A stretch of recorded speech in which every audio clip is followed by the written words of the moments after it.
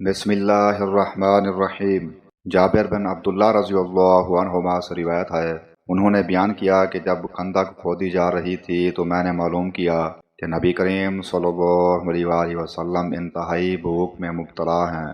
میں فوراً اپنی بیوی کے پاس آیا اور کہا، کیا تمہارے پاس کوئی کھانے کی چیز ہے؟ میرا خیال ہے کہ حضور اکرم صلی اللہ علیہ وآلہ وسلم انتہائی بھوکے ہیں۔ میری بیوی ایک تھیلا نکال کر لائیں جس میں ایک سا جو تھے۔ گھر میں ہمارا ایک بکری کا بچہ بھی بندھا ہوا تھا۔ میں نے بکری کے بچے کو ذبح کیا اور میری بیوی نے جو کو چکی میں پیسا۔ جب میں ذبح سے فارغ ہوا تو وہ بھی جو پیس چکی تھیں۔ میں نے گوشت کی بوٹیاں کر کے ہانڈی میں رکھ دیا اور حضور اکرم صلی اللہ علیہ وآلہ وسلم کی خدمت میں حاضر ہوا۔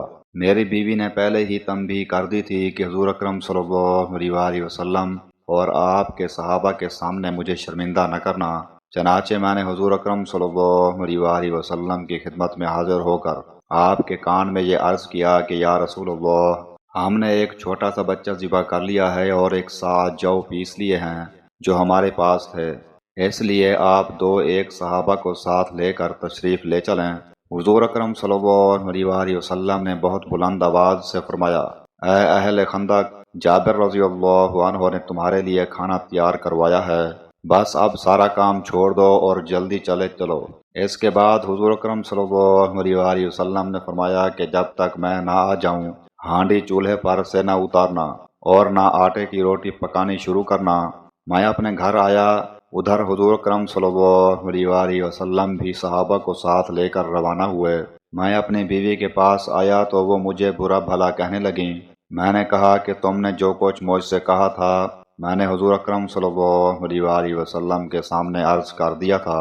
آخر میری بیوی نے گندا ہوا آٹا نکالا اور حضور صلی اللہ علیہ وآلہ وسلم نے اس میں اپنے لعاب دہن کی آمیزش کر دی اور برکت کی دعا کی۔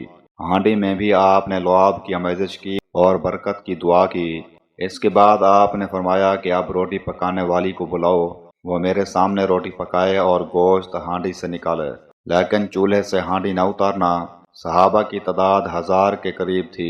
میں اللہ تعالیٰ کی قسم کھاتا ہوں کہ اتنے ہی کھانے کو سب نے شکم سیر ہو کر کھایا اور کھانا بچ بھی گیا۔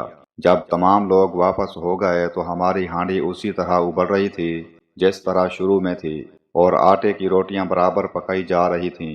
صحیح بخاری، حدیث نمبر 4102۔